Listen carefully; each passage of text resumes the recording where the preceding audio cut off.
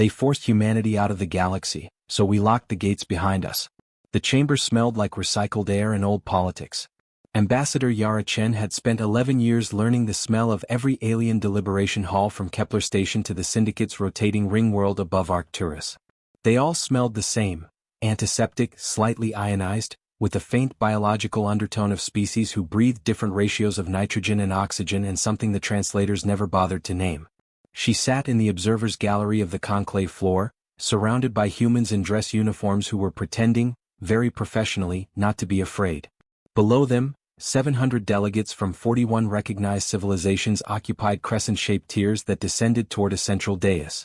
The architecture was deliberately humbling, every seat angled downward, making you feel as though you were perpetually about to slide off the edge of something important. Yara had read the design notes once, leaked by a Prothean archivist who'd grown tired of institutional theater. The geometry of the chamber is intended to remind delegates of their position relative to the Accord. She'd kept that document. It felt important to know precisely when you were being managed. The vote had been running for 6 hours. Not because the outcome was uncertain. The outcome had been decided 3 weeks ago in private corridors, over meals and favors Yara's team had only been able to reconstruct in hindsight. The 6 hours were theater. The conclave required a full reading of each member civilization's position statement before the tally was formalized. 41 statements. Some of them ran to 40 minutes. The Veth Collective's representative had delivered theirs in a frequency range that required translation hardware to render into anything audible to human ears, and the process had taken the better part of an hour. Yara had listened to all of it. She'd listened because she thought it mattered to bear witness to the thing that was being done to her species, even if, especially if, no one in that chamber was watching her do it. The final tally appeared in the air above the dais, rendered in the neutral luminescent script of the Accord's official record system. Measure 7412B. Resolution on human territorial jurisdiction within the galactic interior. In favor, 38. Opposed, 2. Abstaining, 1. The 2 votes in opposition were Earth's own bloc, the Sol delegation and its affiliated outpost representative from the Proxima settlements. The abstention was the Dryathi, a civilization so ancient and so disinterested in modern politics that their continued membership in the conclave was largely ceremonial.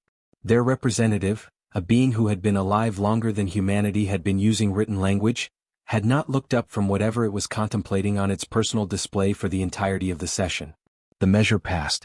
Humanity was ordered to withdraw all permanent settlement infrastructure from what the Accord classified as the galactic interior, everything within the central stellar band, roughly 12,000 light-years of the most resource-dense, most strategically valuable, most inhabited region of the Milky Way. Earth's colonial presence there, 43 established outposts, 11 full settlements with populations exceeding 100,000, 2 partially terraformed worlds that had taken 60 years of continuous effort. They had 8 standard years to complete the withdrawal. The justification, as written into the official record, cited concerns about developmental asymmetry, a phrase that had been coined by the Kethsurai delegation and adopted wholesale into conclave language. It meant, in practice, that humanity developed too fast, adapted too readily, and occupied space in ways that other civilizations found difficult to predict. The resolution noted that human settlements in the interior had introduced cultural interference vectors into 3 established trade corridors and a biospheric pressure gradient into 1 contested system that the Surai claimed as ancestral territory. What it did not say, because the conclave's official language never said the true thing directly, was that humanity had arrived in the galaxy 60,000 years after everyone else, and had covered more distance in 4 centuries of spaceflight than most civilizations managed in 4 millennia, and that this fact had frightened people. Not metaphorically. Not diplomatically. Genuinely, viscerally frightened them. Yara knew this because she had access to the intercepted back-channel communications her intelligence service had spent a decade collecting. She'd read transcripts of Kethsurai deliberations that used the human word relentless, a word they had borrowed directly, untranslated, because their own language apparently had no equivalent for the specific quality they were trying to describe. She'd read Prothean cultural assessments that referred to humanity as a civilization that does not understand the concept of enough. She'd read a Veth internal document, the most disturbing of them all, that had used the phrase the acceleration problem 17 times across 3 pages and concluded that the only reliable solution was geographic containment. Geographic containment. They were being asked to leave because they were too much. Too fast, too many, too present. They had not committed any act of war. They had not violated a treaty. They had simply arrived and grown and kept growing, and now the galaxy's established powers had convened in their humbling chamber and voted, 38-2, to push them back toward the edge. Yara stood when the session was formally closed, and the other humans around her stood too, because there was nothing else to do when you had just watched the largest political body in the known galaxy tell your species to go home. She looked at the faces of her colleagues. Colonel Anand Rourke, military attaché, who had served on 2 of the outposts now subject to the withdrawal order and whose sister lived in Meridian Station, one of the 11 full settlements. He was looking at the floor. Dr. Peta Faliello, the xenosociologist who had spent her career building relationships with interior civilizations, who had 3 decades of published research arguing that human-alien integration was not only possible but mutually beneficial, was holding very still in the way that people hold still when movement would mean losing control of something. And Lena Vasquez, 26 years old, the youngest member of the delegation who had grown up in Anchor City on Proxima B and had never lived anywhere but the edge of human space, who had volunteered for this assignment because she believed, had genuinely, unself-consciously believed, that humanity's place in the galaxy was still being negotiated. Lena was looking at the dais, at the tally still glowing in the air above it. Then she looked at Yara. "What do we do now?" she asked. It wasn't a naive question. The girl had seen the votes. She understood what had happened. What she was asking was something harder. She was asking whether this was the end of something or the beginning. Yara picked up her briefcase. She thought about the 43 outposts, about Meridian Station, about the 2 unfinished worlds that would be abandoned to slow atmospheric drift when the terraforming rigs were dismantled.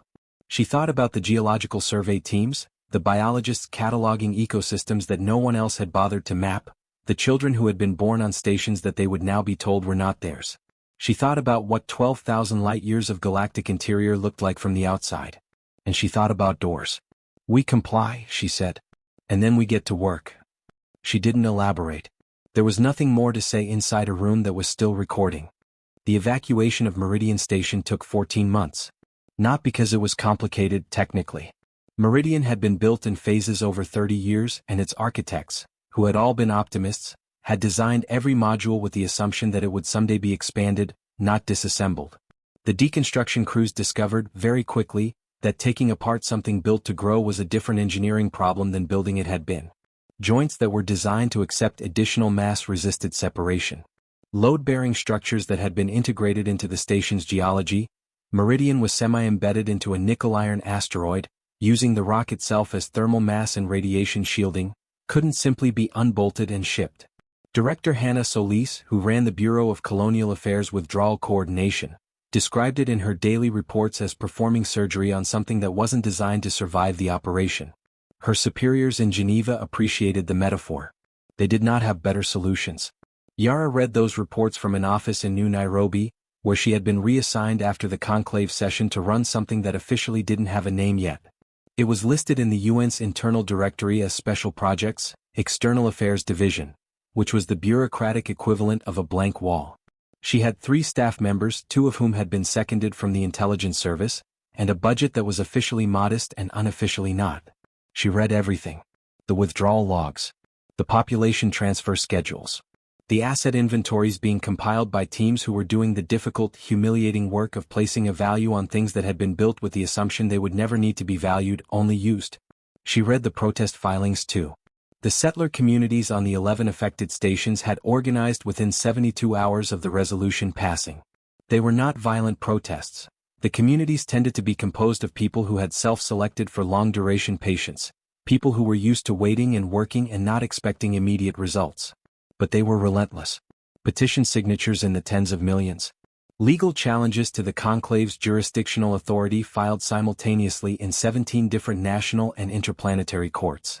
A coordinated public information campaign that had managed to get the phrase geographic containment into broad circulation, because someone, Yara suspected she knew who, but had declined to ask directly, had leaked the VETH document. The phrase landed badly among the general public. As it should have. 43% of Earth's population had family connections to someone in the interior settlements. These were not distant colonial abstractions. They were cousins, parents, colleagues, friends. The people being asked to leave were not frontier statistics. They were the generation born in space, the first humans for whom Earth was an ancestral homeland rather than a lived reality, who understood their citizenship in the abstract but had never experienced New Year's Eve with the weight of a full gravity field under their feet. Rourke's sister, Amara, sent him a message in the third month of the withdrawal that Yara read because he'd forwarded it to her without comment, which was his way of saying he didn't know what to do with it. "I've been here for 19 years," Amara had written. "My kids were born in Sector C. We built the school. We built the water reclamation system that the station's original design didn't include because the original planners thought we'd only be here temporarily. We stopped being temporary about 15 years ago. Where exactly are they expecting us to go?" Yara had no answer. That was the honest truth of it. The resolution specified withdrawal, not resettlement. Earth's government was scrambling to identify receiving capacity. Expanded colonies in the outer band, new stations in the permitted zones beyond the interior boundary, fast-tracked terraforming proposals for 3 worlds in the galactic fringe that had been in preliminary survey for a decade. None of it was ready. None of it felt like home to people who already had one. But the 8-year clock was running, and the Conclave had 3 observer vessels positioned at the interior boundary to confirm compliance, and the political will to mount a legal challenge sufficient to actually overturn the resolution did not exist, and so the dismantling continued. Yara spent those months doing something that her small, nameless office was uniquely positioned to do. She had them map everything. Not the assets. Not the infrastructure. The knowledge. Every geological survey conducted in the interior. Every atmospheric study, every biological catalog, every gravitational anomaly logged and cross-referenced. Every star chart refined by human instruments. Every trade route learned, every conclave negotiation tactic observed, every relationship built between human diplomats and alien counterparts over 4 decades of interior presence. And something else. Something she had become quietly, methodically obsessed with during the months between the vote and the withdrawal. She had them map the transit infrastructure. The conclave's interior was connected by a network of what the official documentation called gravitational corridor nodes, points of spatial geometry where the curvature of space created naturally low-resistance transit paths between stellar systems. Every major spacefaring civilization used them. They were not artificial, they were a feature of the galaxy structure, the same way rivers followed valleys. But they had been charted, maintained, and in some cases modified, very subtly, over very long periods, by the civilizations that had been living in the interior for 60,000 years. 60,000 years was a long time. Long enough to develop a proprietary relationship with the geography of space itself. Yara's team worked quietly. They cross-referenced old transit logs, navigation archives, the technical appendices of 40 years' worth of conclave trade agreements. They talked to retired pilots who had run the interior corridors for decades and knew their behavior the way sailors once knew currents. They built a model. Took 11 months. When it was finished, Yara looked at it for a long time. Then she made a phone call to the one person in Earth's government she trusted with what she'd found. Not because he had the highest clearance, but because he had the right kind of patience. "Dr. Vasquez," she said, the girl's father, as it happened, a physicist at the University of Sao Paulo who had spent 30 years studying the mathematics of spatial geometry. "I need to show you something." "What is it?" She looked at the model on her screen. 43 withdrawal points. 11 population centers. 12,000 light-years of interior space, connected by corridors of bent geometry that every civilization in the conclave depended on. Every single one of which had a choke point. "A door," she said. "It looks like every door the conclave ever built has a hinge. And they're all on the outside." Dr. Marco Vasquez was not, by temperament or training, a man who reached dramatic conclusions. He had spent 3 decades studying what his department formally described as anomalous spatial metric behavior in high-density stellar environments. A phrase deliberately chosen, he once told his daughter, to make the work sound boring enough that funding committees wouldn't ask too many questions. What the work actually involved was attempting to understand why certain regions of space behaved, under certain conditions, as though they had preferences. He had published 41 papers. None of them had used the word preferences. All of them had described, in careful mathematical language, phenomena that the word would have fit perfectly. He flew to New Nairobi on a commercial shuttle, sitting in an economy seat with a carry-on bag and a thermos of coffee that had gone cold somewhere over the Indian Ocean, and arrived in Yara's office on a Tuesday morning looking like a man who had been thinking hard for the entire flight. "Walk me through the mapping methodology," he said before she'd finished closing the door. She walked him through it. 2 hours. His questions were precise and infrequent, which she took as a sign that he was following along rather than a sign that he wasn't paying attention. He had a quality that Yara associated with the most dangerous kind of mind, the ability to be genuinely still while processing something enormous. When she finished, he sat for a moment with his hands flat on the table. These aren't natural choke points, he said. No. The geometry here, he pulled the model toward him and expanded a section near the Surai boundary. This isn't stellar mass distribution. The corridor here should run straighter. The curvature is tighter than the local gravity field can account for. That's the conclusion my team reached. They modified it. Over a long period. Probably incrementally. Small adjustments, nothing that would show up as a dramatic event in any historical record. But the cumulative effect is that every major transit corridor entering the galactic interior passes through a geometric configuration that could, theoretically, be interrupted, he said. He used the word the way an engineer used a word, not dramatically but precisely, meaning something specific and technical. The curvature could be induced to close. The mathematics say yes. He looked at the model for another long moment. Why are you showing me this? It was a serious question and she gave it a serious answer. Because in 4 years and 8 months, every human being with a permanent presence in the galactic interior will be outside it. And because the same civilizations that just voted to remove us have been quietly modifying the spatial geometry of their neighborhood for, by some of the geological estimates I've seen, somewhere between 10 and 20,000 years. She paused. I want to understand what they built before we're standing on the other side of it. He looked at her with the expression of a man recalibrating his estimation of a situation. You're not planning to just comply and go home, he said. I'm planning to comply completely, she said. Every person. Every station. Every bolt. 8 years from now, there will not be a single human being in the interior without conclave permission. I want that on record. I want it unambiguous. But I want to know what the door looks like before we walk out through it. He picked up his cold coffee and drank it anyway, which he'd noticed was a habit of his when he was transitioning from one mode of thinking to another. If the corridors can be closed from the inside, he said slowly, they can in principle be closed from the outside as well. That's the question. You need experimental access to at least 3 independent corridor junctions. Real-time metric measurements, not archival data. You'd need instruments placed at the choke points, physically present.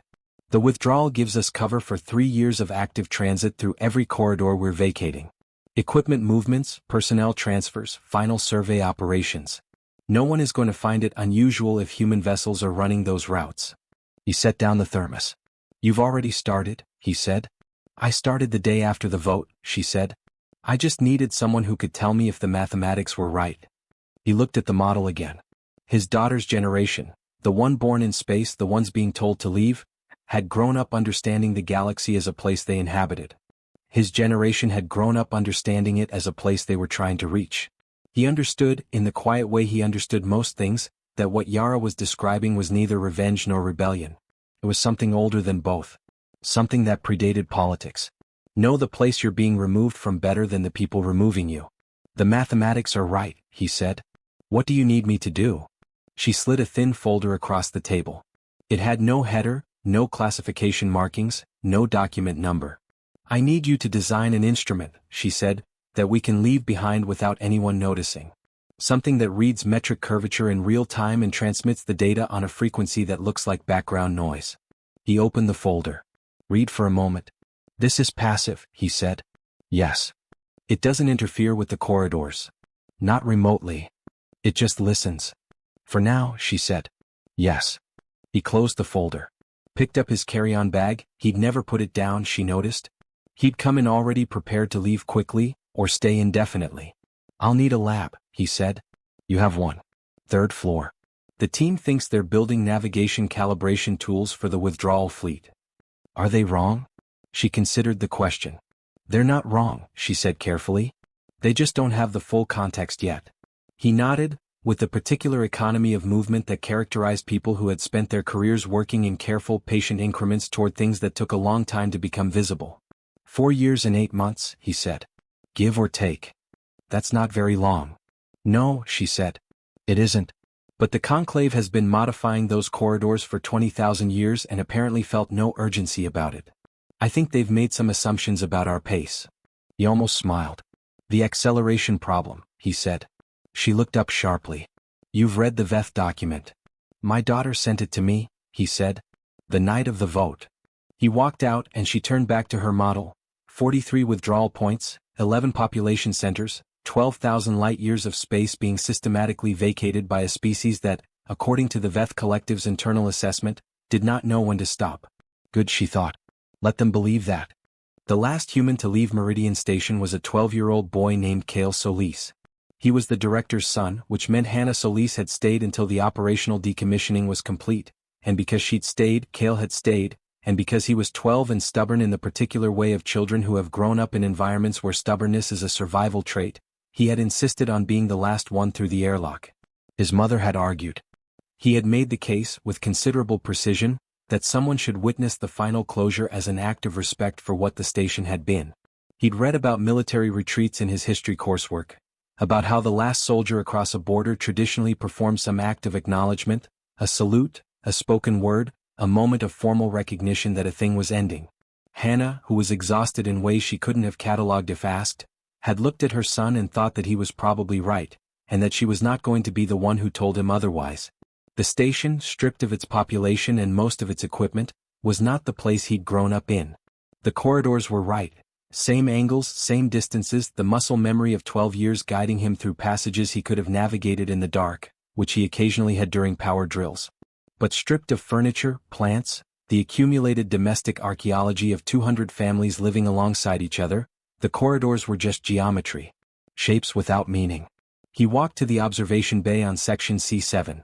What the station's residents had always called the long window, a curved viewport that ran the full width of the section and looked out toward the stellar interior, the dense bright core of the galaxy visible as a sustained glow at the edge of the star field.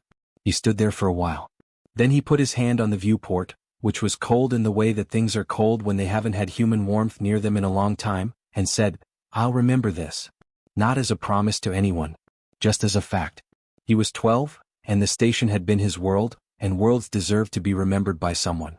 His mother was waiting at the airlock with 2 technicians from the final closure team. She took one look at his face and didn't say anything, which was how he knew she understood. They sealed the lock. The station remained, its structural frame, its geological anchoring, its asteroid-integrated thermal systems. The conclave resolution had not required physical demolition. It had required human withdrawal from permanent settlement infrastructure, which their legal team had interpreted correctly as meaning that the buildings could stay. They just couldn't be inhabited. Hannah, in her final withdrawal report, had noted this with a dryness that Yara had appreciated. All 43 sites are compliant with the letter of Resolution 7-412b. The infrastructure remains. We have simply been removed from it. Someone else's assessment of what constitutes a ruin will determine whether that distinction matters. What the report did not mention, because it was not the kind of thing that appeared in official reports, was what else remained.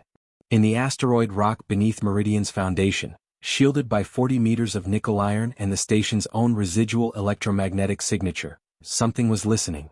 Dr. Vasquez's instrument was not large. It occupied a space roughly equivalent to a household appliance.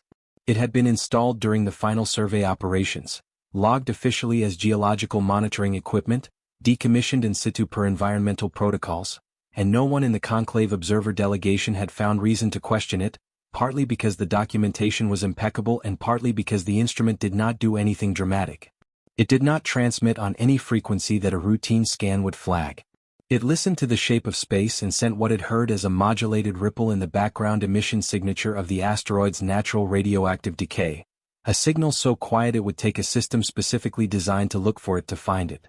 42 other instruments, in various configurations in various geological contexts, were doing the same thing across the interior. The listening network had taken 4 years to place. The final instrument had been installed 6 days before the compliance deadline, by a geologist named Dr. Sua Park, who had spent the last 3 years of the withdrawal conducting what her official documentation described as final environmental impact assessments across the interior sites. Sua had a gift for paperwork. More specifically, she had a gift for producing paperwork that was so thorough, so detailed, so visibly diligent in its compliance with every subclause of every relevant regulation, that conclave observers tended to process it quickly and move on to things that seemed to require more attention. She'd filed 1,400 pages of assessment documents across the withdrawal period. The instruments they covered fit in her luggage. On the day the last compliance certificate was filed, 4 years, 7 months and 22 days after the vote, Yara received a simple message from Sua, who was by then on a transit shuttle heading toward the interior boundary. The garden is planted. Awaiting confirmation of climate.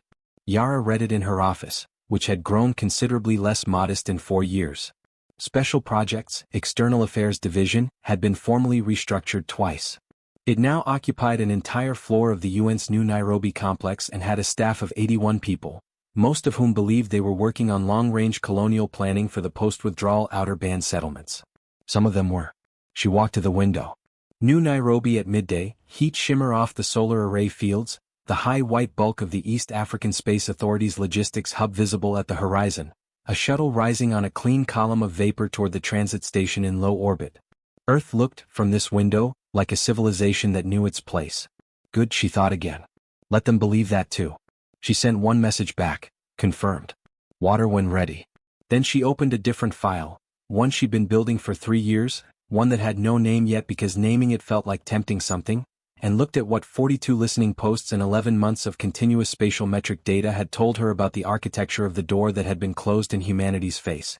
It was, as Dr. Vasquez had said, beautiful mathematics. And it had a flaw. The flaw was not dramatic. It was the kind of flaw that only becomes visible when you look at something from outside, when you're no longer embedded in the system, no longer dependent on it, no longer habituated to the way it behaves. It was the kind of flaw, Yara thought, that the people who built the system had probably known about and concluded was acceptable, because for 60,000 years, no one on the outside had been in a position to exploit it. The corridor network of the galactic interior was, at its core, a managed system. The natural gravitational corridors, the ones shaped by stellar mass, dark matter distribution, the large-scale geometry of the galaxy's spiral arms, were real and they were stable, and they would have existed regardless of what any civilization did. What 60,000 years of interior habitation had added was a layer of maintenance. Subtle, cumulative, almost geological in its patience. The modification that Marco Vasquez had identified in the Surai boundary region was not unique. Every major interior civilization had done it.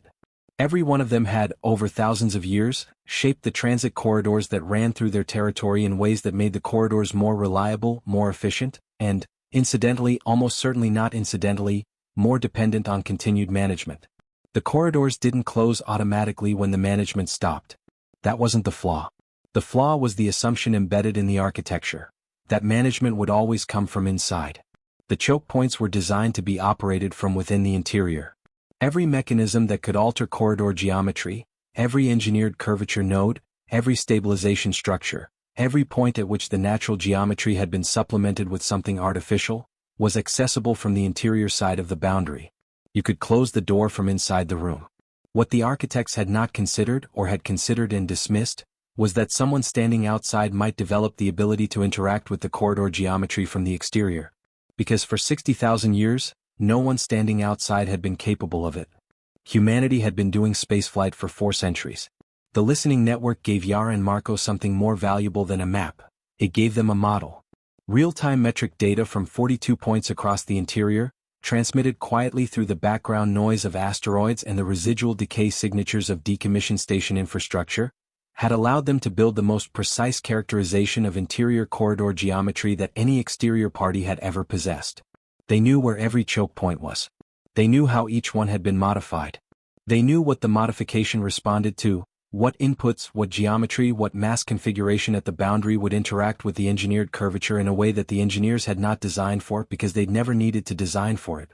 The corridors could not be closed from outside by brute force. That was not the approach. Brute force was for people who didn't understand the system. What Marco's models showed, and what 3 years of quiet experimental work in the outer band had begun to confirm, was that the corridor geometry could be influenced from outside by something far more elegant.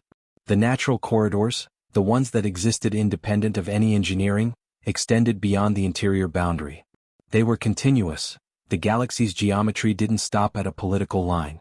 The engineered modifications were, by definition, modifications of something natural. And natural systems, Marco had written in the paper that he'd published under his university affiliation and filed under the deliberately boring title Observations on Metric Continuity in Transitional Stellar Environments, had a property that engineered modifications could not fully eliminate. They remembered what they'd been before the modification. Not in any mystical sense. In a precise physical sense. The pre-modification geometry was still there, underneath the engineered layer, the way bedrock is still there under a road. And if you applied the right resonance, a specific spatial metric perturbation, achievable with equipment that was, by a remarkable coincidence, very similar to the navigation calibration tools that Dr. Vasquez's team had been building. You could cause the modified geometry to briefly revert to its natural state. Not permanently, not irreversibly, but briefly and controllably, and if the perturbation was sustained. How long? Yara had asked when Marco first showed her the numbers. With the array we have in the outer band? Continuously? Indefinitely, he'd said. The system is self-reinforcing once initiated. The natural geometry wants to return to its prior state. We're just providing the initial activation energy. She'd sat with that for a long time. What does that mean for transit through the affected corridor? During active perturbation, transit becomes irregular. The corridor doesn't close in the sense of becoming impassable. It becomes unpredictable. Navigation through it would require real-time geometric data that only someone with our model could reliably interpret. She'd looked at him. We'd need a guide. Or, he'd said in the carefully neutral tone of a physicist describing a physical fact, the people trying to transit without a guide would need to be very, very lucky. 41 civilizations.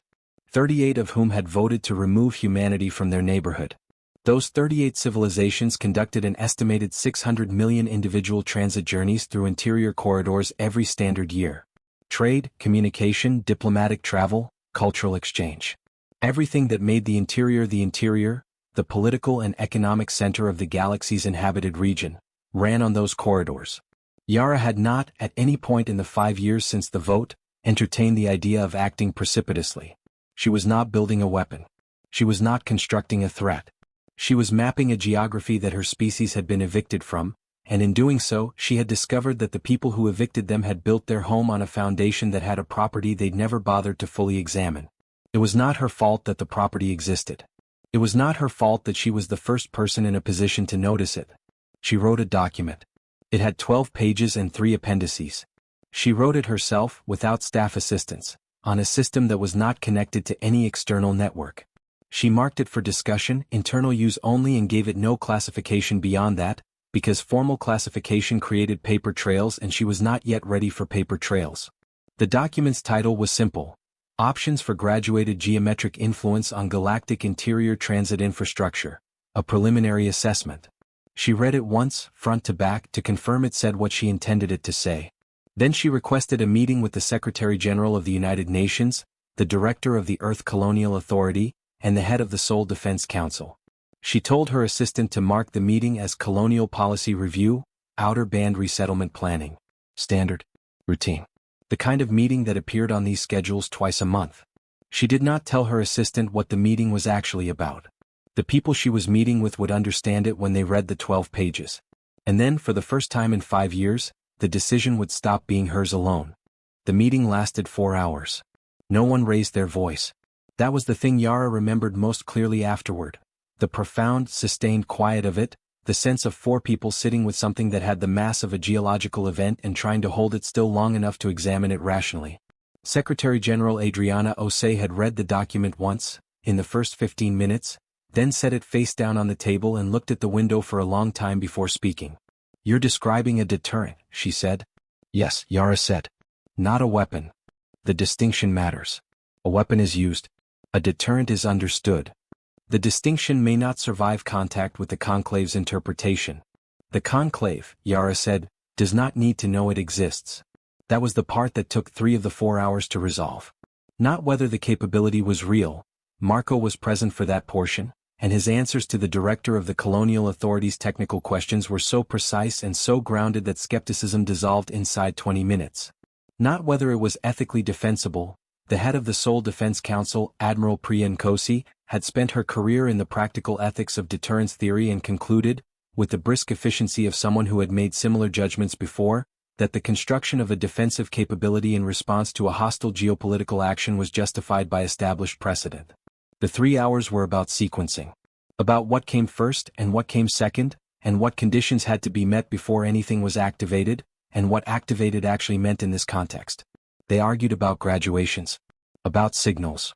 About whether the correct approach was to inform the conclave that the capability existed, as a pure deterrent, transparent and declared, or to maintain strategic ambiguity, allowing the mere possibility of human influence over interior transit to do the work without ever confirming it. Yara argued for ambiguity. Not because she was afraid of transparency, but because transparency was a weapon you could only use once. Strategic ambiguity was durable. It functioned continuously, without activation, without incident, without providing the conclave with a concrete act to respond to. We would not be threatening anyone, she said. We would simply be declining to deny that we have developed capabilities that we have, in fact, developed. Admiral Nkosi had liked that framing. The closed hand, she'd called it. You don't show what's in it. You just close it. Secretary General Osei had been quiet for a long time after that. She was a woman with a reputation for patience that occasionally drove her staff to distraction.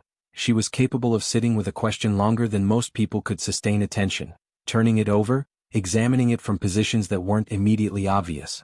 If we pursue this, she said finally, we are permanently changing our relationship with the conclave. Our relationship with the conclave changed 4 years and 8 months ago, Yara said. We are acknowledging it. There will be no going back to the Measure 7-412b status quo. The Measure 7-412b status quo involved us being removed from 12,000 light-years of inhabited space by majority vote. I'm not certain why we would want to return to it. Another silence. What do you want, Yara? Not strategically. What is the actual goal? It was the right question. She'd been waiting for it, in the way you wait for a question you've been preparing to answer for years. I want to sit back down at the table, she said. Not as a civilization that is tolerated at the edge of the galaxy. As one that is understood to have interests, capabilities, leverage. I want the next conclave measure that affects humanity to be negotiated, not voted on by a supermajority of parties who never asked us if we agreed. I want what every other civilization in that chamber has always had, the knowledge that removing them from the conversation has a cost. Secretary General Osei looked at her with an expression that contained several things at once. And if they call the bluff? Yara had thought about this question for 5 years. She had an answer that she'd refined and tested and re-examined until she was as certain of it as she was of anything. It isn't a bluff, she said. That's the point. The capability is real. The mathematics are real. We have instruments at 42 locations across the interior that are already providing real-time data. If someone transits an affected corridor during an active perturbation without navigation support, their journey becomes genuinely, physically dangerous. We aren't claiming something we can't do. What about the civilians? The trade networks? If those corridors become unreliable, we have the guidance data. We would offer it. That's the negotiation. We can make the corridors reliable for anyone willing to talk to us as an equal. We're not trying to shut down galactic commerce. We're trying to get a seat back at the table. Director Amara Farie of the Colonial Authority, who had been quiet through most of the second half of the meeting, said, the settlers. The ones who were displaced. This doesn't get them home. Not immediately. Not automatically. But it changes the negotiating position on every question about human presence in the interior. Including that one. The room settled.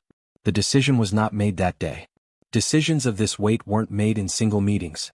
They moved through formal processes, legal review, analysis by parties Yara would never meet. They took time. But the document existed. The capability existed. And the 4 people in that room left with a shared understanding of what humanity had quietly built in the years since the vote. 3 months later, Yara received a formal communication from the Secretary General's office. It was brief and deliberately nonspecific, the kind of language designed to survive any audit. The Outer Band Strategic Infrastructure Project has been approved for full operational activation. Phase 1 to proceed at the discretion of the project director. She read it twice. Then she messaged Marco Vasquez. Water the garden. The first indication the conclave received that something had changed was not dramatic. It was a navigation anomaly. A Kethsurai commercial convoy, 14 vessels, standard trade route, a corridor they'd run 50,000 times, encountered what their navigation systems initially classified as a sensor error. The corridor geometry read inconsistently. The path that the convoy's autopilot had computed based on standard charts was not the path that the live spatial metric was showing. The convoy's lead navigator, a veteran with 3 decades on the interior routes, overrode the autopilot and ran a manual calculation. The manual calculation agreed with the live metric. The standard charts were wrong. They weren't catastrophically wrong. The corridor was still navigable. A competent navigator with current data could make the transit safely. But the charts were wrong, which meant that any vessel running standard autopilot on that route was running a calculation based on a geometry that no longer described reality. The convoy filed an anomaly report. The conclave's transit authority opened an investigation. 3 other anomaly reports were filed in the following week from different corridors, different civilizations, different parts of the interior. Within a month, 47 anomaly reports had been filed. The conclave's investigation team initially hypothesized a natural cause: solar activity, gravitational wave interference, something that could be cataloged and predicted. They spent 6 weeks modeling natural candidates and found nothing that fit the pattern. The anomalies were distributed too evenly, too deliberately, across corridors that spanned the entire interior. 47 corridors. 42 of which, if someone had overlaid the distribution against a map of former human settlement sites, would have aligned almost perfectly with the locations of Meridian Station, and the 41 other outposts that humanity had vacated 4 years and 8 months ago. The 42 listening posts were also doing something else now. Something they hadn't been doing before Phase 1 activation. Something so quiet that detecting it required the kind of spatial metric instruments that, before Dr. Vasquez's team had developed them, did not exist anywhere in the galaxy. No one in the conclave had those instruments. They knew something was different. They didn't know what or how or who. Took them 4 months to ask. The request came through the Sol delegation's formal channel, a communication protocol that had continued to function throughout the withdrawal period, maintained by the conclave's own administrative requirements and by Yara's deliberate insistence that every formal channel remain open, every diplomatic courtesy be observed, every procedural norm be honored. She'd been meticulous about it. She wanted no ambiguity about who had changed the terms of the relationship. The request was for a technical consultation regarding anomalous transit infrastructure behavior in the galactic interior. Yara read it in her office. It was the 43rd floor now. The view had gotten better. She sent a reply within the hour. The Sol delegation would be pleased to assist. We have some relevant data. We suggest a full conclave session in the interest of transparency. The session was scheduled for 6 weeks later. Yara traveled to the conclave chamber again. She sat in a different seat this time, not the observer's gallery but at the delegates' table, which she was entitled to because the Sol delegation had maintained its conclave membership throughout the withdrawal, attending every session, filing every required document, behaving throughout like a member in good standing. The Kethsurai representative spoke first, outlining the anomaly reports, the failed investigation, the breadth of the navigation disruptions. He was precise and clearly uncomfortable, which Yara found she could acknowledge without satisfaction. Discomfort was not the goal. Resolution was the goal. She stood when the floor was recognized. The Sol delegation has conducted extensive research into galactic interior spatial metric behavior as part of our post-withdrawal operations in the Outer Band, she said. We have developed instruments and models that may be relevant to the anomalies being described. We believe we can provide navigation guidance for all 47 affected corridors. Pause. We would like to discuss the terms of that assistance. The chamber was very quiet. She had prepared for several possible responses: anger, denial, counteraccusation. What she received instead was the one she'd considered least likely but had hoped for most: attention. The focused, recalibrating attention of people encountering a situation they had not anticipated, run by a party they had underestimated, in a way they could not immediately categorize as hostile. Because it wasn't hostile. That was the thing. Every word she'd said was true. She did have the data. She was offering to help. The offer was conditional on discussion, but the discussion she was proposing was not a demand for territory or resources or punitive concessions. She was proposing to renegotiate the terms under which humanity participated in galactic civilization. The Dryathi representative, the ancient being who had abstained from the original vote, who had been old when the conclave's founders were young, looked up from its personal display for the first time in the session. It looked at Yara for a long time. Then it said something in its own language that the translators struggled with, and the rendered version was imperfect but the substance came through. It said, "Now they are ready to talk." Not condescending. Observational. The tone of a historian noting that an anticipated event had arrived on schedule. The negotiations took 18 months. They were the most complex, most consequential negotiations in the 4 centuries of humanity's spaceflight history. Every clause was contested. Every precedent was examined.